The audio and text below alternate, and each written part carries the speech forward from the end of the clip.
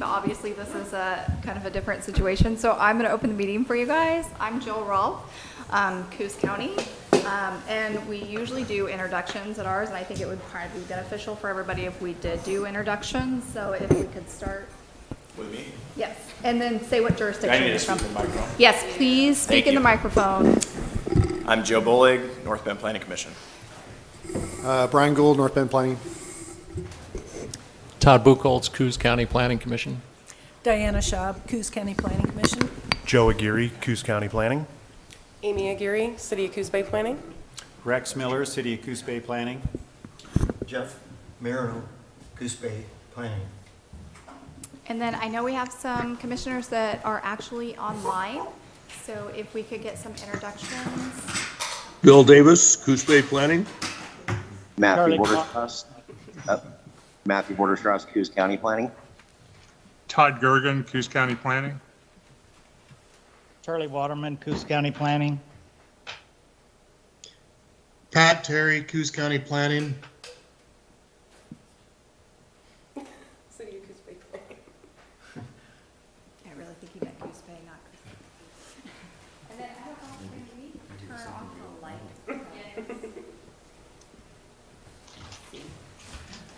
So the way this is going to work is we're going to do introductions of the staff, and then we're going to continue on with the presentation.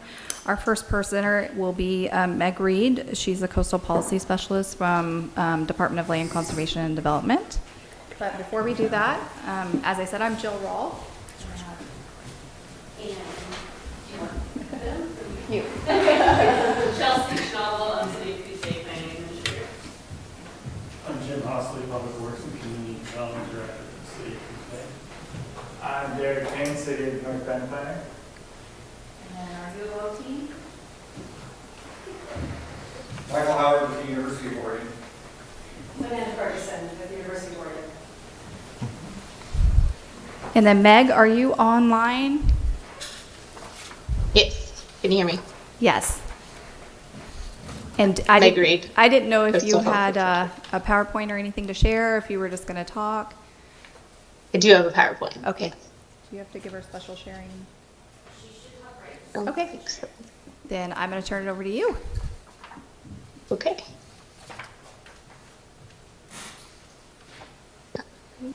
Hold on a second. Okay. Can you see my PowerPoint?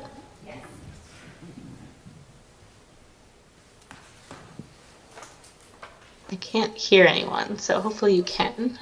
Yes. Okay, thank you. I can. Okay, thank you. Thanks so much. And I can't really see very well the other people on, so if you do have questions at any point, just please feel free to interrupt me. I'm just going to give a high-level presentation tonight about goals 16 and 17 of the statewide land use planning program. So again, I'm Meg Reed. I'm the coastal policy specialist with the Oregon Department of Land Conservation and Development, and I am focusing on these estuary and coastal shorelands areas, which are, as you all know, very interrelated and interdependent.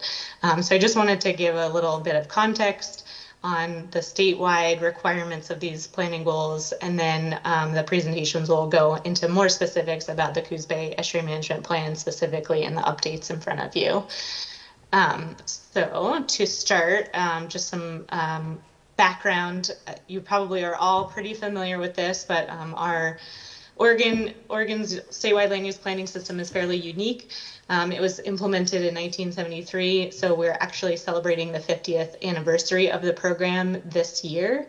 And this set out a framework of 19 statewide planning goals that are listed here that are all required to be met through local and county and city comprehensive plans and development ordinances, as well as state agency permitting programs.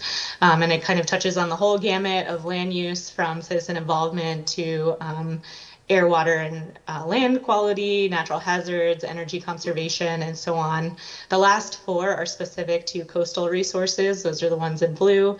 So there's goal 16, estuarine resources, 17, coastal shorelands, 18, beaches and dunes, and 19, ocean resources. In this area in particular, we are mostly focused on goal 16 and 17. You don't have any beaches and dunes areas in the cities of Coos Bay or North Bend, though there are some in the county. And then for ocean resources, that's primarily implemented by the state through the territorial sea plan. So that's our marine spatial planning.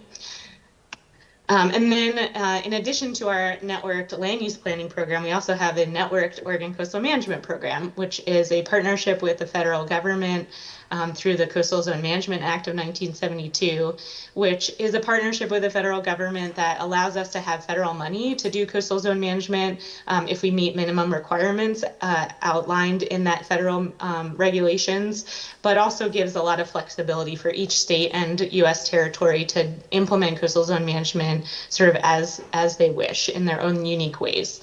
So in Oregon, we have our coastal zone is from roughly the crest of the Coast Range out to the edge of our territorial sea, which is 3 nautical miles from the shoreline. And every city and county within that is within our Oregon Coastal Management Program, as well as all the state agencies that have permitting authority in that coastal zone. So that includes the Department of Fish and Wildlife, Department of Environmental Quality, Department of State Lands, Oregon Parks and Recreation Department, and so on. This is just a landscape view of the coastal goals so that you can sort of see how they spatially relate to each other. So again, we're focusing tonight on goal 16, the estuary waters, and then goal 17, which is the lands adjacent to the estuaries, but also includes lands adjacent to coastal lakes and the ocean shore. So I'm sure that this is not news to any of you, but estuaries are very important ecosystems.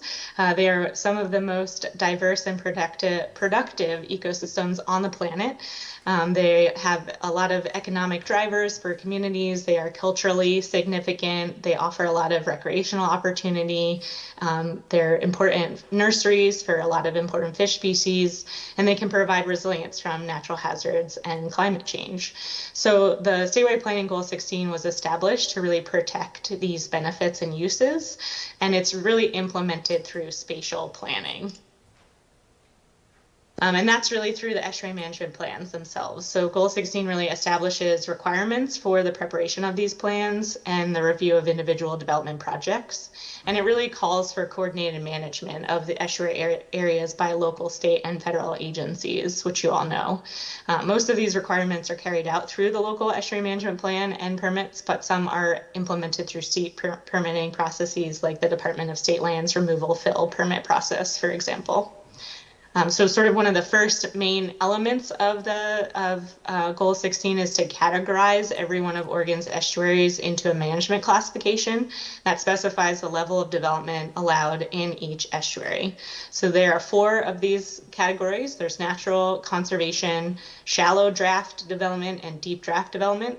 There are only 3 deep draft development estuaries in Oregon, and Coos Bay is one of them.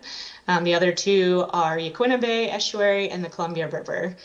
This means that these are areas that are maintained by jetties and have a maintained navigational channel of depths of 22 feet or deeper. And they allow for more developed uses and alterations in the estuaries. From there, the estuaries then have to be further categorized into management units within each estuary. So there's natural, conservation, and development units within each of those. And those are based on biological and physical characteristics and features. They're discrete geographic units in the water, and when any proposed alteration or activity is proposed in these areas, they're reviewed against the management units and to ensure they are consistent with the overall management objectives, to reduce the adverse impacts to the estuary, and to ensure compatibility with the adjacent shorelands. Each management unit specifies specific allowable uses within those zones and allows other uses if they can meet the resource capability test. And then, as I mentioned, there's a really strong relationship between Goal 16 and Goal 17, the coastal shorelands goal. So this does require close coordination of the inventories and implementing ordinances of these landscapes, and through the estuary management plan and comprehensive plan. Goal 17 is really out to protect and conserve coastal shorelands and to direct development to the places that are most appropriate and present the lowest risk to human life or property. It outlines planning and management requirements for the lands bordering estuaries, coastal lakes, and the ocean. And it focuses on the protection and management of resources unique to shoreland areas, significant shoreland habitat, lands especially suited for water-dependent uses, public access to coastal waters, and potential restoration or mitigation sites. So these are, again, really locationally dependent areas. So that is why there are these special protections for them. And then in addition to sort of those general criteria that I just laid out, there is also a rule that was developed in 1999 that helps to further implement the water dependent shorelands aspect of Goal 17. And this is to protect those lands that are especially suited for water dependent uses. The state really thinks of this as a finite economic resource that needs protection because, you know, it is in a specific landscape. And once it's converted to something else, it's hard to convert back, and if at all.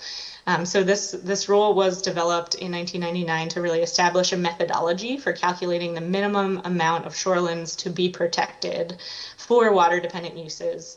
And it also provides a little more detail on the qualifications of what shorelands are suitable for water-dependent uses, as well as suggested land use regulations and standards appropriate for the protection of these shoreland sites. So I'll leave it there, and I don't know if there's time for questions now, but I'll be here the whole meeting, so I'm happy to answer questions as we go. There is time if anybody has any questions.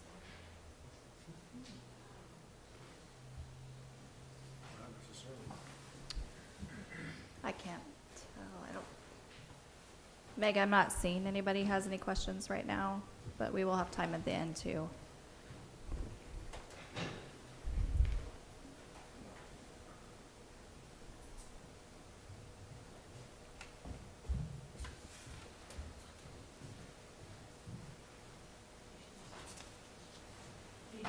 Yes.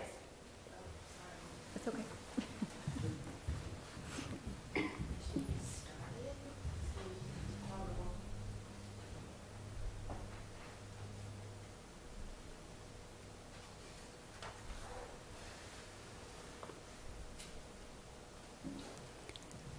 Okay, so as I said, I'm Jill Rolfe, Coos County Planning. I'm actually the Community Development Director.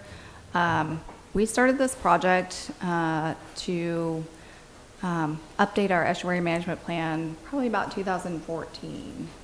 2015 is when we kind of got more involved and we wanted to know more about why it needed to be updated and why it was so important. So that's what started. So the estuary management plans are more than 30 years old. Much of the development anticipated has not occurred. It didn't incorporate current resource data, mapping technologies.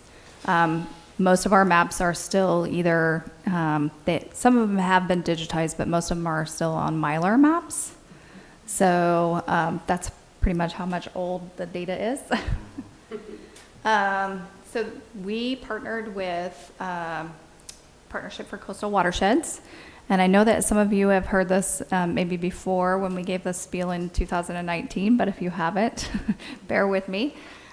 So it was a community collaboration, a locally driven approach to an estuary management plan. So everybody in our community seemed to be unhappy with the way our estuary management plan was set up, whether it was on the resource side or on the development side. It didn't matter. It was it's very clunky, it's very hard to understand, and it's very hard to get through. So what is it? It's a written plan with maps and data used in current decision making. It includes procedures to review proposed estuary development. So why we need to revise the plan. Developed over 40 years ago, only minor updates have been done since. We did go through some periodic review in the 90s. It was very limited. It still didn't update most of the resource management stuff. And it didn't take into account changes such as you see here, which is where the Mill Casino is and what it used to look like in the 70s versus what it looks like now. Coos Bay waterfront development is a prime example of the changes over the years that weren't thought of when this plan was originally put together.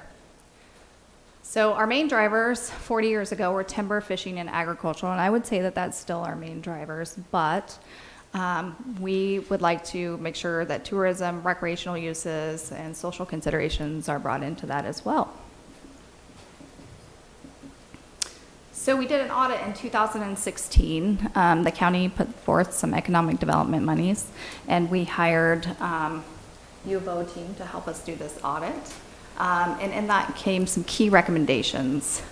Was to develop a user guide for the plan, simplify the language, specifically state the policy hierarchies, ordinances, goals, and criteria, include permit application diagrams, integrate digital GIS-based mapping, and digitize the plan to make it easier for everybody. So working through the Partnership for Coastal Watersheds, funding was secured to work on the key recommendations of the audit. The University of Oregon Institute for Policy and Research and Engagement was hired to lead the effort to fulfill the key recommendations. So moving forward, what are we doing? Trying to help ensure that the update of the plan reflects the current economic, environmental, and social cultural needs of the broader community through amassing current information, engaging broader community, evaluating options and recommendations. So amassing the current information. The Coos Estuary Map Atlas is a series of analyzing current natural resources, hazards, and social economic development. So it includes the social economic development, designation of land uses, ecological features, regulatory policies, hazards, districts, special species of concern, infrastructure, employment lands, recreation, and estuary access. And all that was in that memo that I gave to you guys, and it had links, so if you click on that, you will find all that information. This is what the Coos Estuary Map Atlas will look like. So moving forward, the intent is to help ensure updating the plan reflects the current economic, environmental, social, cultural needs, and engaging the broader community. Engaging the broader community. So we had focus groups when we did this, and we had a lot of people on each focus group, but we had an economic development focus group, a natural resource protection restoration focus group, and a social cultural interest focus group. Through that, we went through a very long process to kind of come up with what our needs were for this plan. We then took all that information, put it all together, and went out to and had an open house at the Mill Casino. We did surveys to try to understand who would like to see the estuary plan updated, if it needed to be updated, if the community had that interest in updating it, and you'll see the results of that.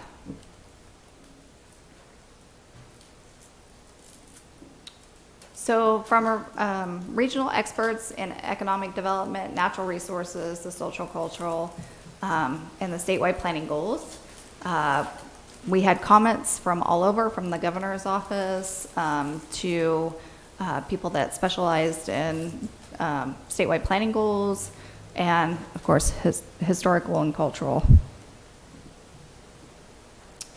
We want to help to ensure the update reflects this current. So we did this evaluation of options and recommendations. When we did the evaluation of options and recommendations in 2019, after reviewing all of the plans, there were 3 options that were presented to all the planning commissions, the board of commissioners, and the county, and not county, city councils. And so the first option was to do a full plan revision. A full plan revision would take somebody that we would have to hire a consultant to do. We didn't have the funding at the time to do a full plan revision. So we did a partial revision, which was the number 2 option. And the third is no change. So we could leave it as it is. We're not mandated to change it. We feel that our community would like to see it change. So after we put all the materials together, we presented and we had a consensus, then we hit COVID. So we have not been able to move forward with any of these items. And so we are in the process of trying to regain some momentum, re-educate everybody, and move forward. We've not added any additional products. We're still in that partial revision, but we're asking for support to move forward. So each one of us will be coming back to our councils and our board to get that full support to move forward. And if our planning commissions would encourage that support, we would be very thankful for that. Did you guys have any questions about processes or anything like that? Okay, so maybe just a little bit about timeline while they're getting the next presentation. So when we move forward, we're looking at moving forward about March. And so in the spring, with the hope to have everything adopted by the end or midsummer.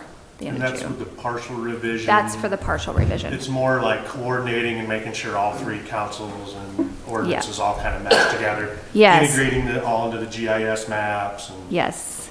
the small stuff. Yes. So a lot of issues came out when, and you saw that through the Jordan Cove hearings. You had 3 different jurisdictions. You had one project that covered 3 different jurisdictions, and you had basically 3 different decisions. They may have been an approval or but they were still 3 different decisions because some of the language has been changed. Originally, when this plan was put together, it was meant to be a unified plan, and then it was divided up. So over the years, there have been slight changes to one plan versus another plan, and it's kind of made it not really work the way it was supposed to work. So we would like to return it to one plan, have it unified, and be able to update it going forward.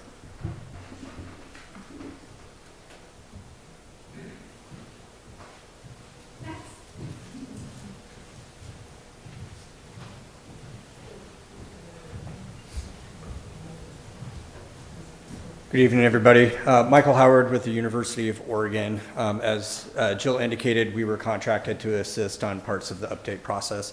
My colleague Amanda Ferguson and I tonight will walk through what some of the recommendations were for this partial revision. Jill, fortunately, has already caught us up on some of our presentations, so I'll be a little bit quick and then hand over to Amanda. Our fonts aren't working so well, so that word at top is supposed to be update. It's not a new letter that we bring to you from the U of O. The goal again of this was to evaluate the needs of local governments and the community for the Coos Bay Estuary Management Plan and work through that. Jill went through the update process. We've collected a lot of public input through a variety of processes that Jill discussed. We have provided a map atlas and recommendations for the revised CABIMP. Those have been linked to you through the county's website, I believe, and provided previously. And then we have since re-engaged since COVID. So again, the proposal at this point is to, we recommend the minimum necessary contents to adopt the new maps and to realign the plans between the 3 jurisdictions involved. Amanda will go into a little bit more detail on how that recommendation might look in the process.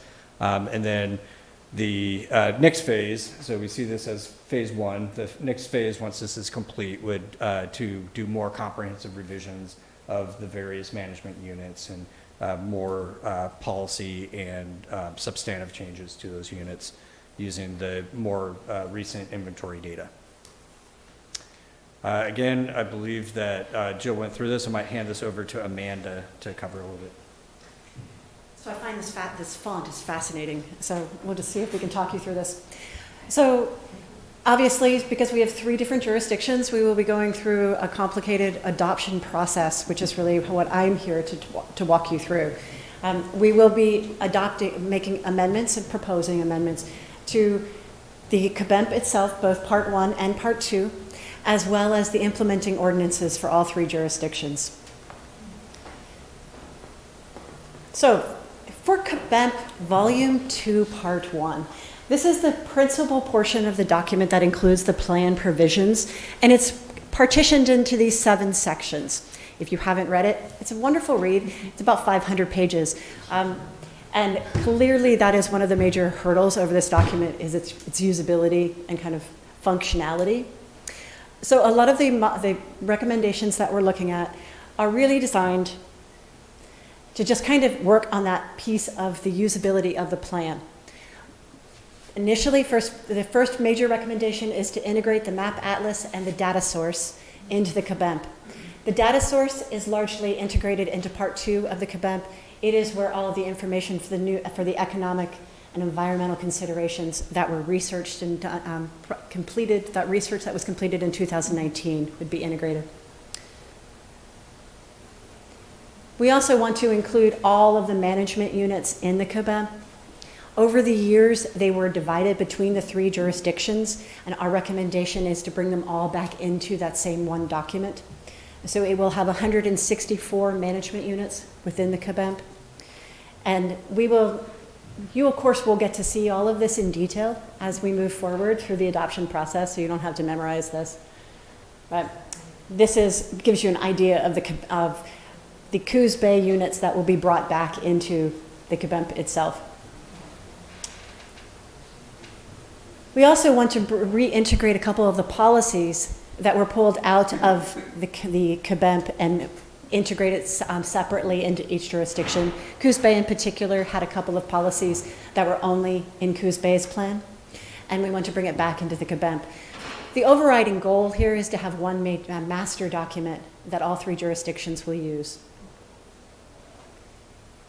And as part of that, we are recommending that the existing Citizen Advisory Committee that is within the CBEMP required to manage this document be modified as a joint Citizen Advisory Committee that will include representatives from both Coos Bay, North Bend, Coos County, the port, and the tribes. That Citizen Advisory Committee will have the responsibility of making sure that this document doesn't divide itself into 3 different streams in the future moving forward. It will also make future amendments to the document a lot easier and hopefully a lot more streamlined. We are planning on incorporating a lot of what we like to call Scrivener's errors, modifications throughout the document. In this case, it's spelling errors, typos, subject-verb modifications, things like that that have been integrated into the document since a lot of it was hand-typed at various points. We hope we can fix some of that. It'll look better than this slide, certainly. We also we want to update the local, state, and federal agencies that have changed in the last 40 years too.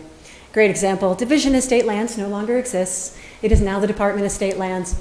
There are a lot of agencies like that that have changed their titles, changed their permit structure, or the ORS that they are referencing. So we will be updating those as well. And finally, we are going to include, as part of that, a comprehensive list of definitions within the CBEMP so that all 3 agencies are using the same definitions. We are adding or amending 4 of those definitions within the CBEMP. The floodway definition needs to be amended in order to comply with current federal law.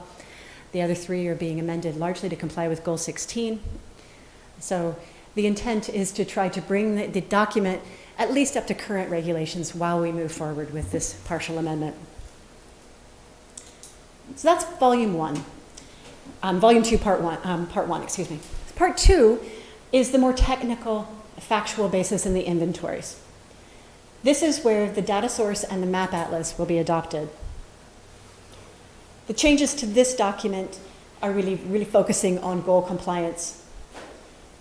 We didn't, and really integrating all of the research that was done between 2015 and 2019. The table of contents will look fairly structurally different. for part 2. You can see this is actually the track change version of it. Much of the information that was originally in earlier sections of the table of contents is now being moved down into the bottom and being part of the data source in Chapter 8. That's what it will look like cleaned up. We hope that this will be a much more usable document for everyone who has to engage with it. Once we have those 2 documents ready for your review, we will craft the implementing ordinances for each of the jurisdictions in order to adopt them. The biggest single change will be that we are recommending the CBEMP as the controlling document. We are going to propose new language for Coos Bay and Coos County to reference the CBEMP directly as the controlling document. North Bend already does reference the CBEMP as the controlling document. This way we won't have 3 different versions of the plan out there.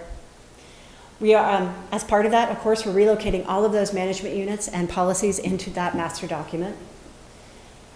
And the CBEMP will also include denotations in each of the management units as to which agency has the jurisdictional authority of each management unit. So hopefully when the applicant is reading it, they'll be able to clearly know which agency that they need to be speaking with. And as part of this, of course, we're going to be recommending that we integrate the map atlas and the data source. So North Bend, as an example, will really be relying upon, we're just going to be changing their code to reference the map atlas and the new maps and the data source because they already reference the CBEMP, but we need to change their code in order to reference the correct maps.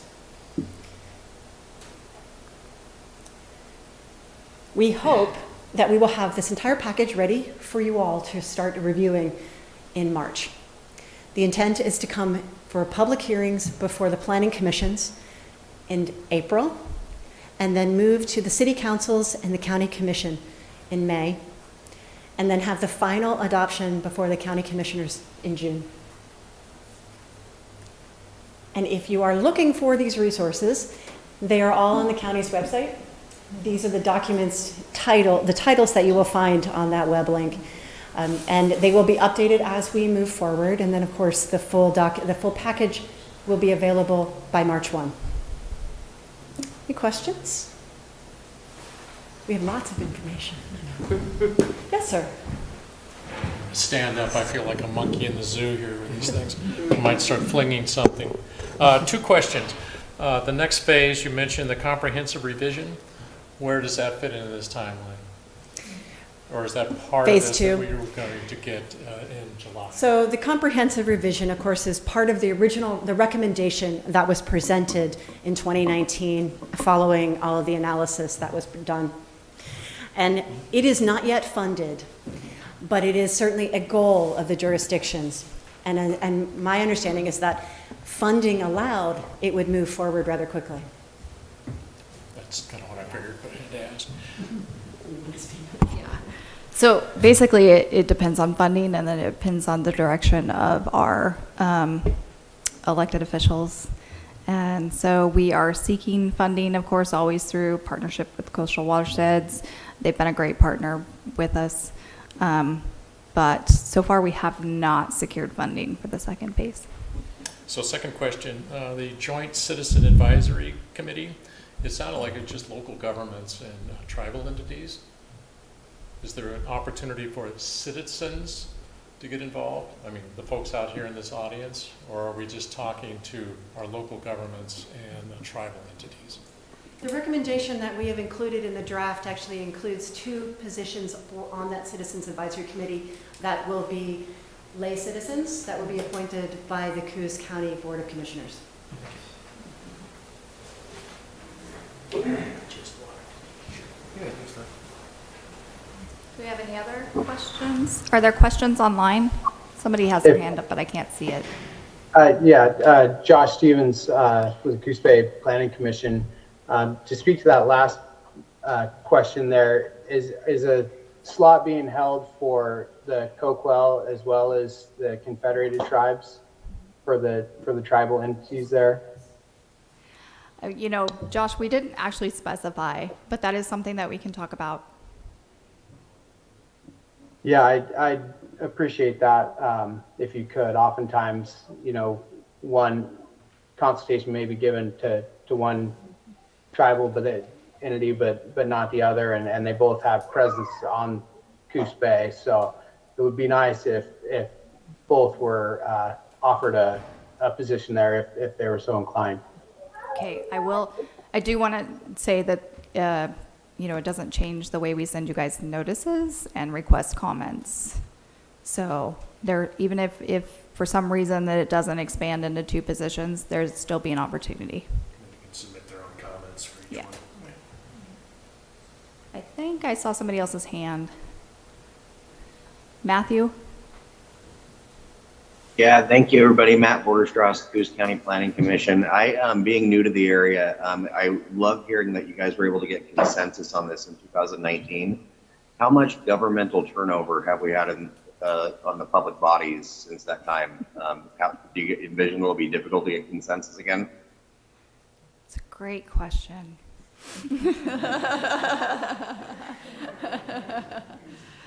So we have had 1 new Board of Commissioners enter. I'm not sure about city councils. No new Coos Bay City Council. 2 new North Bend City Council. So we have 3 out of, I have 3 on the Board of Commissioners. How many councils do you have, members do you have? So 7 on Coos Bay and 7 on North Bend. So sounds like we might have some good odds. That definitely sounds manageable. Thank you.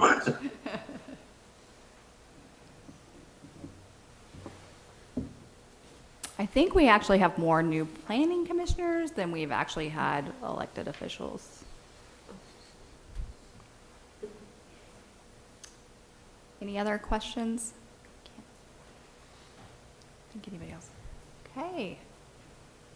Well, that concludes our presentation.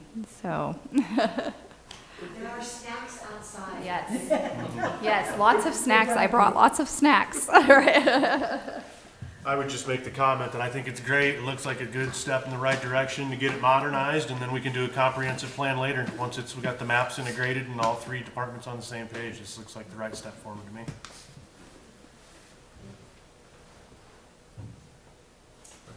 Thank you all for coming. Really appreciate it. Thank you. Thank you. Okay. Thanks, Jill.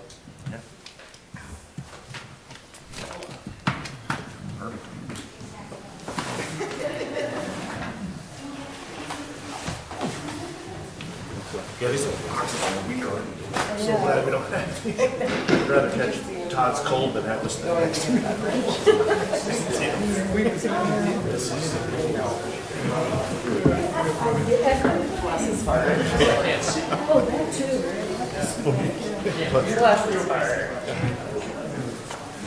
Well, how's Jack? Great. Perfect. That's the easy part, doing the comprehensive, and then this is gonna be the tricky part.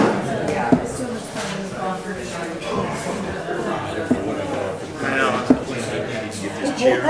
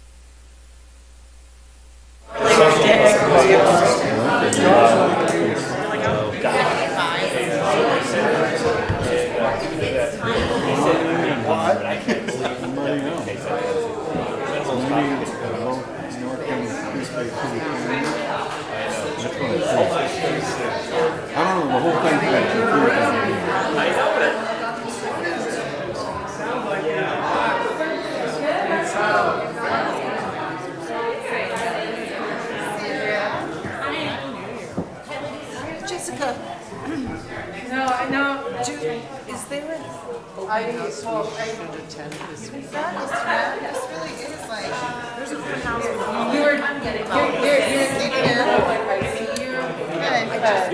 didn't see it on our calendar and saw it somewhere else. I was like, what is it? I don't even get to sit. Definitely remember to talk about what it is.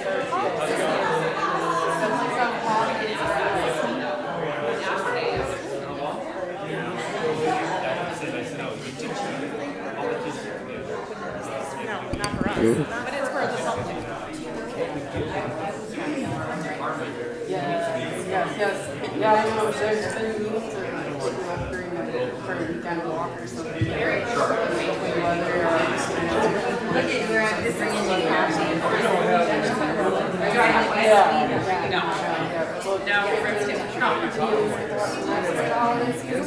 It's very, I have a hard time hearing. I feel like the Pope or something. Yeah. I don't know. But there's that quick question. Jill? Does it say Jessica right there? Yes, Okay. it does. So if maybe we could get everybody seated and then we'll kind of get started. There are some goodies out here. If anybody wants anything to drink or eat or anything, go ahead and grab that. Say that again? You can't hear me? I said if there's goodies out here in the hallway, so if anybody needs anything to drink or eat or anything, feel free to grab that before we get started. Not that this is going to be like hours-long presentation, but I do want everybody to be comfortable. And if you have any questions along the way, feel free to ask us. I'm Jill Rolfe. I work for Coos County. I am the Community Development Director and Planning Director as well. And I think that we're probably going to start with some introductions when everybody's ready. Do we think everybody's here that's going to be here? It's Drew, or he might be online. I can't really see.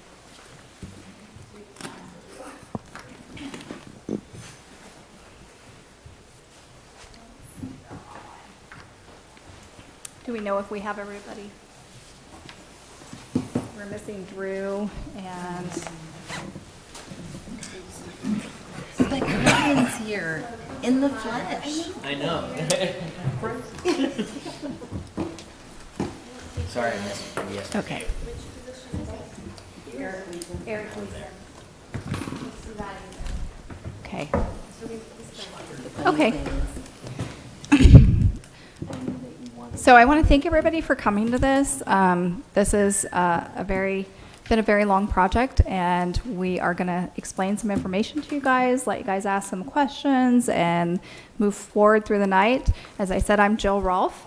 If we could have you all introduce yourselves, and then we'll move on to staff. So and don't forget to talk into the microphone, or nobody will hear you. My name is Jenny Jones, and I'm part of the North Bend City Council. I'm Barbara Schultz, and I'm part of the North Bend City Council as well. Susanna Nordhoff, North Bend Council. Pat Gall, North Bend Council. Larry Garbo, North Bend Council. Jessica Engelke, Mayor of North Bend. Bob Main, Coos County Commissioner. Rod Taylor, Coos County Commissioner. Joe Benetti, Coos Bay City Council. Lucinda DeNovo, Coos Bay City Council. Stephanie Kilmer, Coos Bay City Council. Sarah Stevens, Coos Bay City Council. Carmen Matthews, Coos Bay City Council. Okay. And then Chelsea. Jim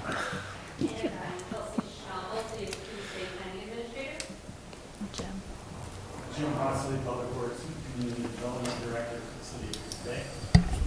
And I think we lost Derek, right? He went, okay. So we'll have U of O staff.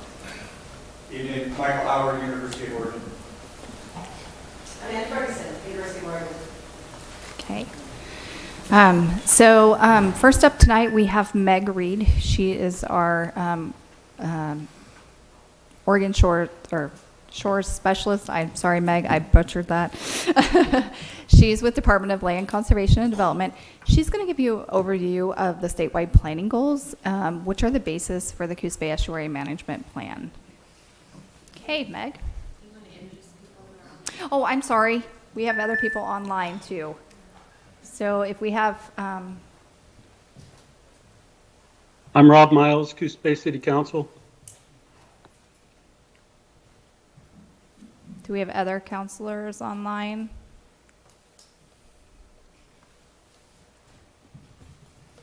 Thank you, Rob. Okay, Meg, I'll let you take it off. Great, thanks, Jill. I have a presentation, so I'm gonna share that first.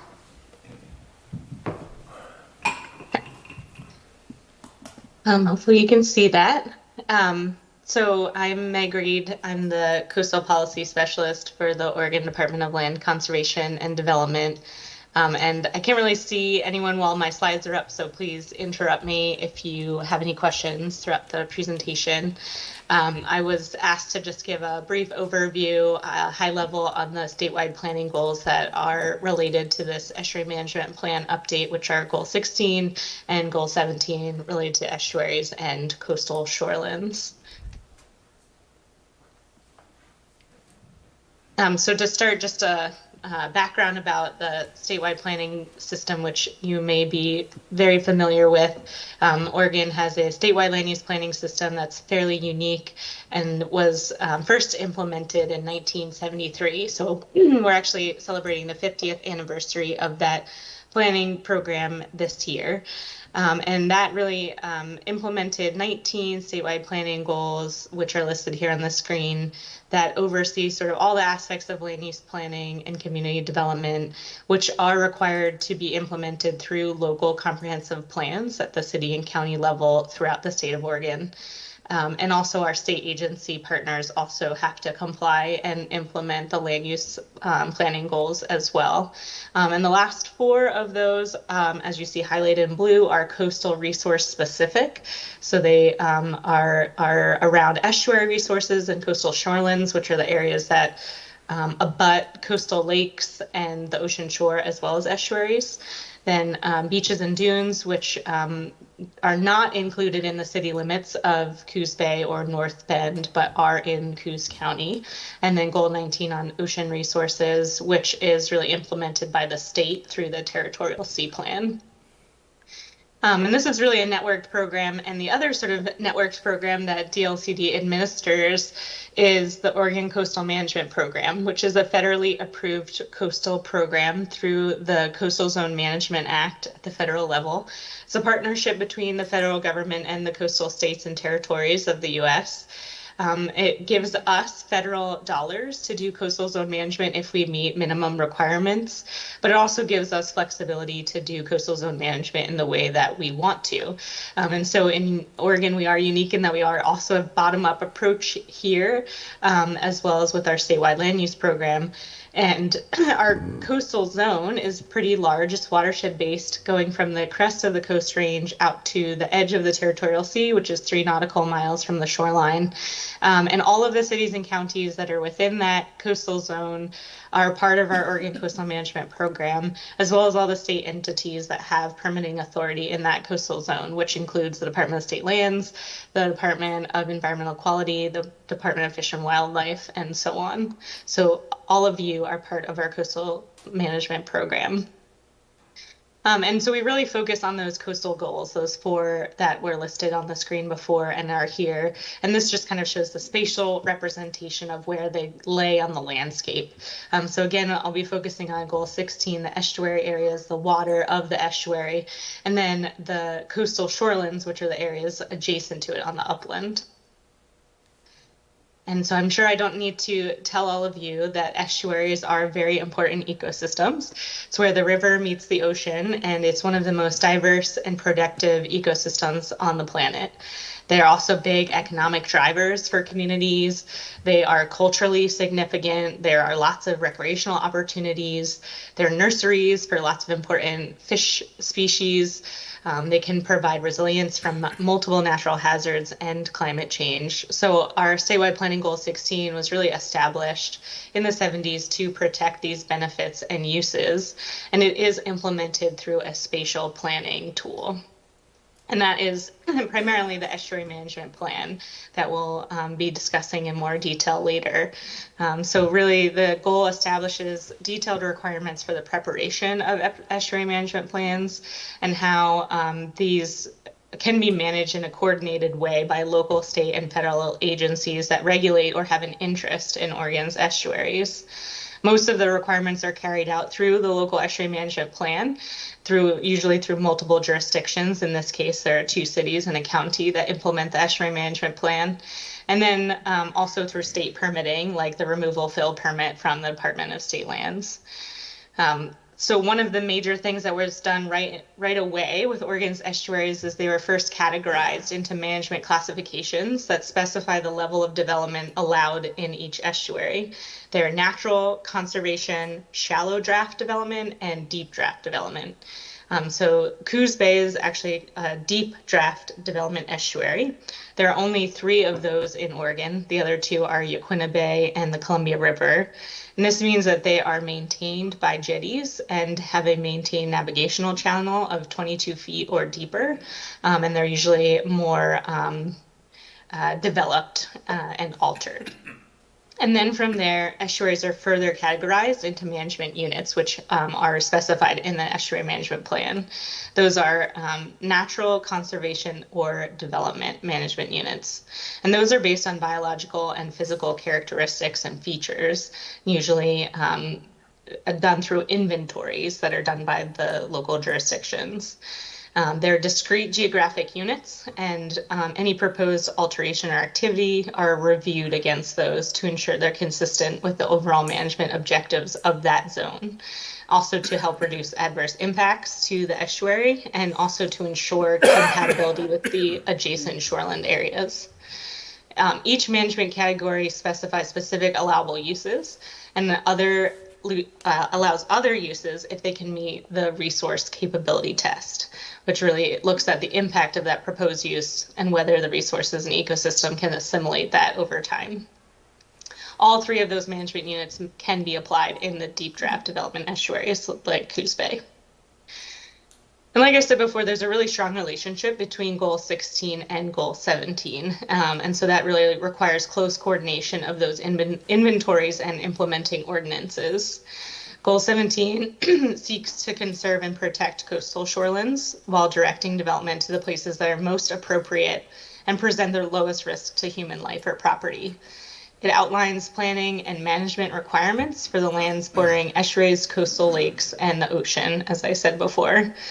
Requirements are really focused on the protection and management of resources unique to shoreline areas, significant shoreline habitat, lands especially suited for water-dependent uses, public access to coastal waters, and the potential restoration or mitigation sites. So again, it's really closely coordinated, especially with Goal 16 inventories, but also Goal 5, which is the areas for natural resources, scenic and historic areas. And then another piece of Goal 17 that was added later in 1999 was a specific rule on water-dependent shorelands. So the goal kind of talks about protecting shorelands that are especially suited for water-dependent uses.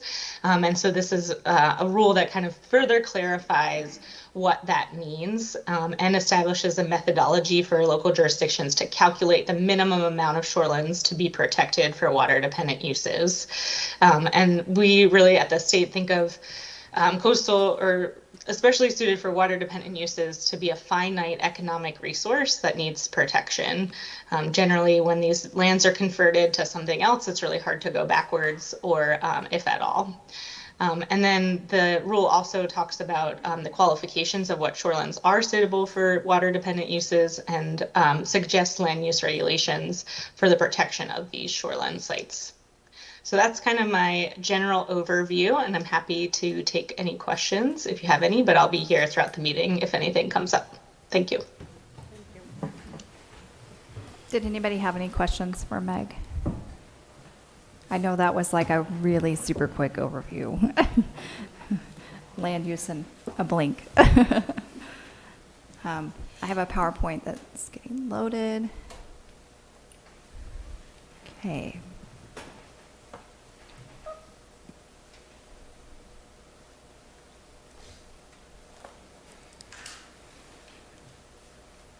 Okay. So just a little bit of background. If I don't recognize many of you from the 2019 discussion, but in 2019, we actually brought this project forward. It was basically a 5-year-long process in which we were trying to align our Coos Bay Estuary Management Plan between the 3 jurisdictions and then decide as a community what we wanted to do to update it. And we were going to move forward with some minor changes to make that possible. And then COVID hit, and we didn't really have in-person meetings for a while, and we didn't feel like it was fair to move this project forward without having those in-person meeting availability. So our plan is more than 30 years old. Much of the development anticipated has not occurred that was planned for originally. The plan doesn't incorporate current resource data and mapping technologies. You'll see that we have Mylar maps that we are still using. We do have some that are digitized, but if there's any questions, we do have to go back to those Mylar maps. So through Partnership for Coastal Watersheds, and I'm not sure if you guys are familiar with Partnership for Coastal Watersheds, but basically it's a group of science-minded people that have kind of gathered and trying to help seek funding for this, because it is really expensive to go through a process and hire basically contractors to help us, consultants. The process wouldn't have been available to us if we had not went through this process.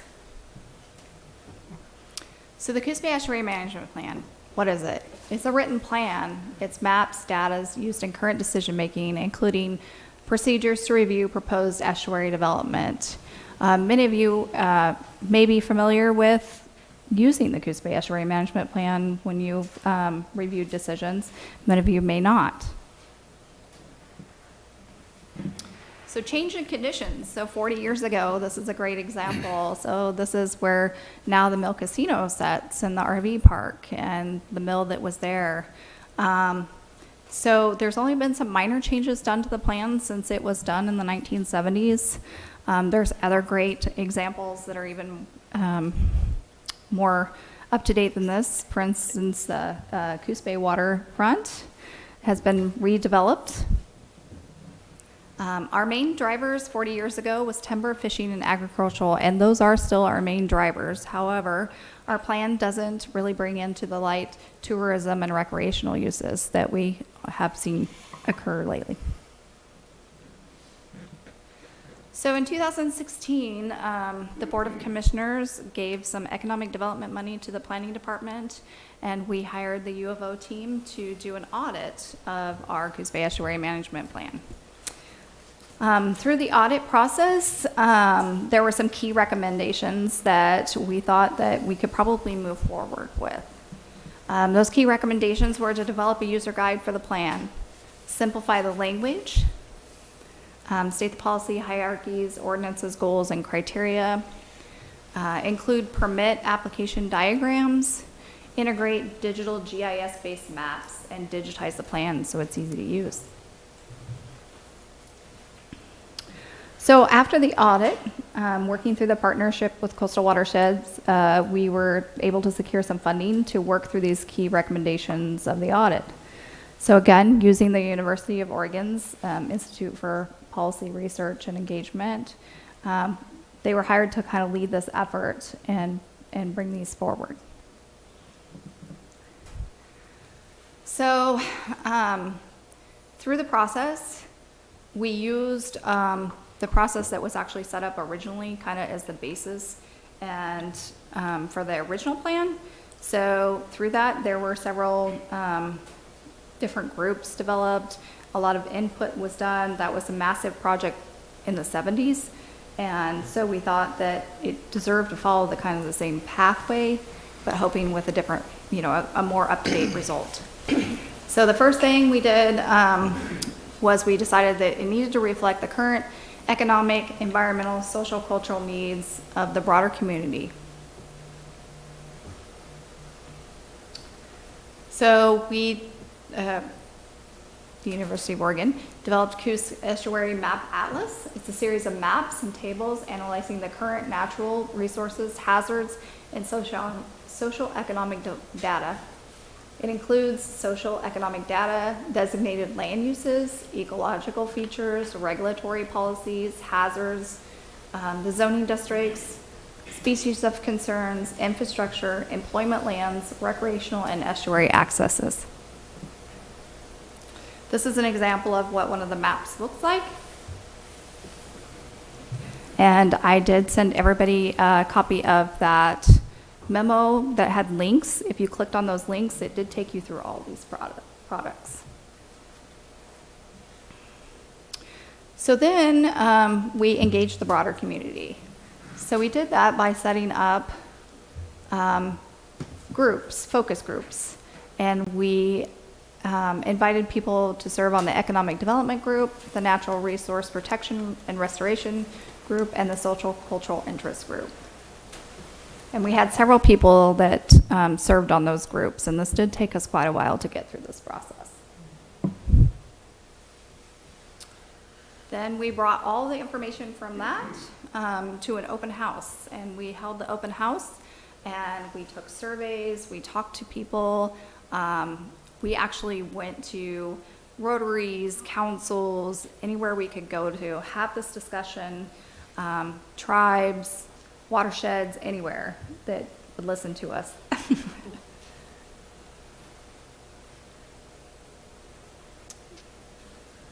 So engaging the broader community, of course, a technical review. These are just some of the comments from some of the regional experts that we had, all the way from the governor's office, on economic development, Department of Land Conservation and Development, to Dr. Stephen Beckham, who has American Heritage. He's retired, but he did a lot of the work on the original plan for cultural and historical data.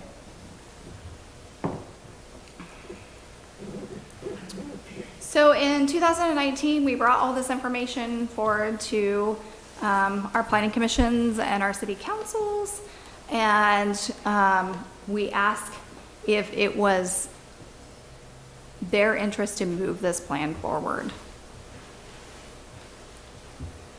We did that by saying there were 3 different options that we could go with. We could do a full plan revision, which would take much more effort than what we've put into it now. We could do a partial plan revision, which means we unify the plan, bring it together, adopt the digital maps, and clear up some of the language issues so that we can move forward to a bigger revision, or we can do nothing. So in 2019, we did have a consensus to move forward. Unfortunately, COVID hit, and we didn't feel like it was fair to move this process through without being able to have public input in public open meetings. So the process stalled, and now we're kind of bringing this back. We're hoping that we still have a consensus to move forward, and I'm going to introduce our U of O team to go through some of those changes and what that process actually looks like. Do you guys have any questions so far? I believe that DLCD was doing an inventory on tide gates, and I'm wondering if the update events will look at tide gate information and with the same kind of get the information from DLCD to use, because I know there's a number. Right, so we did look at a lot of data resources, but I can't remember specifically on tide gates, but I thought tide gates were included. Yeah, as of 2018, the data was included in the maps. If there's been work done since then, we can see clearly a change in the environment.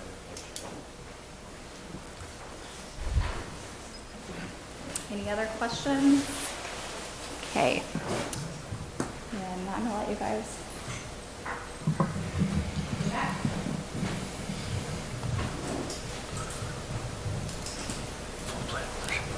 Good evening, everyone. Thanks for joining us. My name is Michael Howard. I'm with the University of Oregon's Institute for Policy Research and Engagement. I've been involved in this process since about 2016. I'm going to set the stage, and then my colleague Amanda is going to give you the specifics of the recommendations that we have for you tonight. As Jill indicated, we have been working on this process to update, since the more formal part of our recommendations and public engagement, I think, started in 2016, maybe in 2017. And it was a really robust public engagement process with lots of public input and good engagement from a number of stakeholders that are cataloged within the work that we provided to you. Amongst the stuff that was created at that time is what we called a map atlas, and that atlas is recommendations for revised inventory maps to be provided for the updated KBEMP. I had a question over here about the tide gates. Amanda did remind me that we have one map that was preliminary within that set that is a restoration inventory. That will include some of the updated tide gates information as well. And we'll be providing that information for you guys once it's complete. It's fairly close to being complete at this point. And it will be available for folks who are at the Public Workhouse on Saturday, public workshop. So at this point, as Jill indicated, we're working on the first phase of the update, which is really looking at document structure, plan usability, and some of the land use legal components that may have changed since the plan was originally adopted. Included within that is an update of the inventory maps. So this is maps that Jill previously indicated, as well as digitization of some of those Mylar maps for the management units, but there were no changes made to those units, just a representation in a digital format. The next phase, as I believe Jill alluded to, would be a more comprehensive evaluation of management units to determine what, if any, changes are necessary. But that will occur after this process has ended. And Amanda will go a bit more in detail on when we expect the timeline for the first phase to happen, and then maybe can answer questions on maybe a future phase at some point. I believe this is where I turn over. Sure. Greeting everybody. Hi, everybody. Amanda Ferguson, in case you forgot. As we said, I actually am probably the newest member on this team. I've only been working on this project since October. So if you've just read the KBEMP, so have I. So we're all familiar with it together. What we're doing right now is really proposing small modifications to both Part 1 and Part 2. And then, of course, modifications to the implementing ordinances of all three jurisdictions in order to adopt those changes to Part 1 and Part 2 of the KBEMP. The goal of this is to end up with one master orchestrating document that all three jurisdictions will reference moving forward, so that we don't end up with three different paths to administer the KBEMP moving forward. So we'll start with going over some of the changes that we're proposing to Volume 2, Part 1. This is the largest part of the KBEMP. It's really where all the plan provisions are. It is divided into 7 sections, including definitions and policies, boundaries. It currently has 144 management units. One of the major recommendations that we will be making will actually change that number. It also includes a restoration plan, dredge materials disposal plans, and some very specific plans as well. All of those elements are being very slightly tweaked in a series of ways that really are focusing on document structure, plan usability. Starting with document structure, we are closer to digitizing the entire document. It is now in a digitized version. You should have received a link to it, actually, prior to this meeting. We're also inserting some hyperlinks in the document, although it won't be entirely hyperlinked, and including a recommendation for future codification of the document to make it easier for the public to access this document and use the document. We are including in each section a new purpose statement and a new table of contents for each section, which don't currently exist, to hope that we can help people navigate the document easier. We also did create a number of diagrams to assist with content clarity. We are integrating the map atlas and the data source into the KBEMP as part of this modification. That includes updating the references throughout the document to the maps so that we're referencing the map atlas rather than the current Mylar maps. And we're removing the special considerations map, which is referenced frequently. It is being replaced with the map atlas entirely. We are taking all of the management units that are currently divided between the 3 jurisdictions and reconsolidating them into the CBEMP. You notice it originally said there was 144 management units. There now will be 164 management units within the CBEMP. These management units that were in Coos Bay's plan by themselves will be reintegrated back into the CBEMP. It was originally that way, but at some point the division made sense so that each jurisdiction was maintaining their own, but by having them in 3 different sets, it has really allowed them to diverge. So by bringing them back into one document, we're hoping that we can move forward with a more integrated management of this document. We also resolved some conflicts between those managements that have occurred over the last 40 years.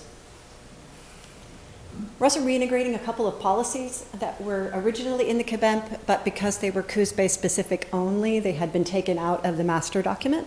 So they're going to be brought back in. And they won't be applicable, of course, to the other 2 jurisdictions, but they will be in the document and just stated in the document that they're only applicable within Coos Bay. We are recommending as part of this, really importantly, that it be maintained and updated through it with a multi-jurisdictional emphasis. So we are recommending a joint citizens advisory committee that the current document currently references using the Coos Bay Citizen Advisory Committee as the primary management organization that would review any changes to the document before it be brought to the Planning Commission and then eventually City Council, or County Commission, excuse me. So what we're recommending instead is a joint citizen advisory committee be formed that would include representatives from Coos Bay, North Bend, Coos County, the port, the tribes, and a couple of lay citizens. That would be, you have the management, the responsibility to overview any changes that are proposed and then make recommendations to the authorities. We also want to fix a bunch of Scribner's errors. While we have the document in this condition, we might as well fix the spelling errors that have been occurring over the years. Anytime you're using a regular typewriter, you're going to make lots of typos. So, and a lot of them are 40 years old. So we're going to fix those while we can. So if you find others in the document and you want to send them to me, please do. We have lots of time. We're also going to update local, state, and federal agency titles while we're at it, and update any permit names and various other things like that that may have changed over the years. Great example, Division of State Lands no longer exists. It is now the Department of State Lands. We also have a number of references to Oregon administrative rules or Oregon revised statutes that have changed over the years, so we will make those changes as well. We are proposing to keep a comprehensive list of definitions within the CBEMP so that all 3 cities, jurisdictions, will be using the same list of definitions. We are amending just these 4 key definitions as part of this process to align them with current Goal 16 or federal law. And then when we move on to part 2 is really the factual basis in the inventory. This is where that data source is going to be adopted, as well as where the map atlas is adopted. The other minor changes that are occurring to part 2 are really focusing on goal compliance. Using the data source replaces a lot of the original chapters of part 2. So you'll notice when you look at the document, the table of contents will look structurally different. This is a track change version. There's lots of things cut out because we're really relying heavily on that data source that was crafted through that public commentary and technical review process with the PCW and approved previously in 2019. And that data source is adopted as Chapter 8 in the new table of contents, which will look like that, much cleaner. Once we've got those 2 versions, those 2 documents in a condition to adopt, we will then, of course, write implementing ordinances for all 3 jurisdictions. Those implementing ordinances will focus on recommending the KBEMP as the controlling document, making sure that we've really relocated all of the management units into the KBEMP, and then integrating the map atlas and the data source into the KBEMP.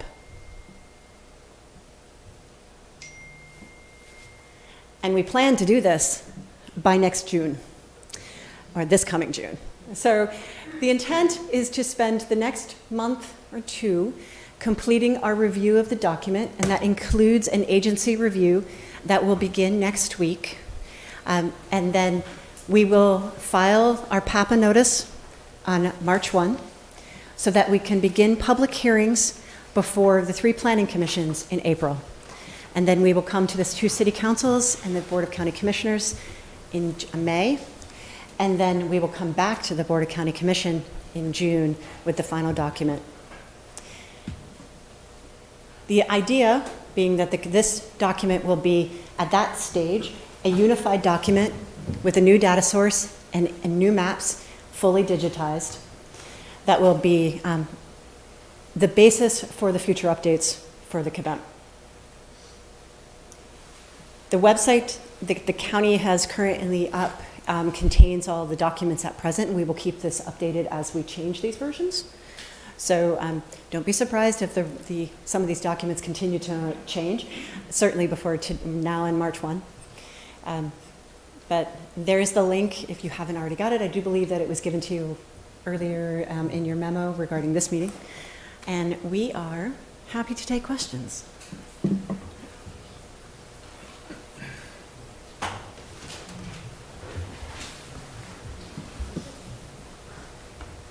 No? Are you all looking forward to going through this process? Is it going to be fun? Yes, please. So, if I'm understanding this correctly, the biggest portion of what we've been given here is how you're going to change how the document flows, how it's available, so that it's much more transparent and how all the pieces are connected. Thank you. Congratulations. It's very hard. I appreciate your time. Okay. I just want to thank you for your work on this, the county for their work on this, the Partnership for Coastal Watersheds. My late husband worked really hard to bring this together, and I know we have some other representatives here. I don't know if Jenny Schmidt is in the audience as well, and so many people were really passionate about this. So to be sitting here today and to know the work that many of you in this room have done is just incredibly rewarding to me, to finally have a document that has been brought into the 21st century and something that's usable and transparent. So thank you for all of your work on this.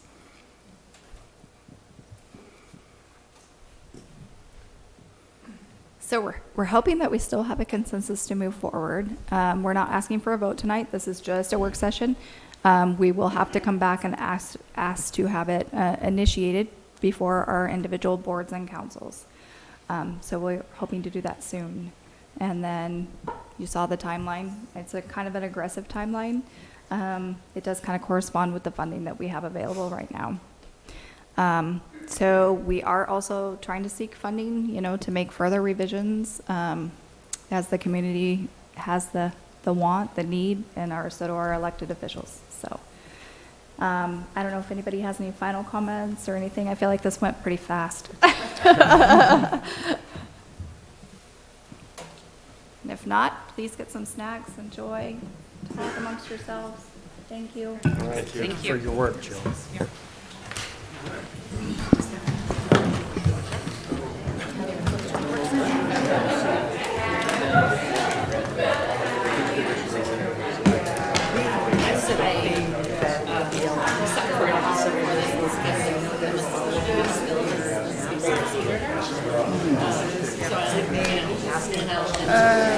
What's the date today? The 4th?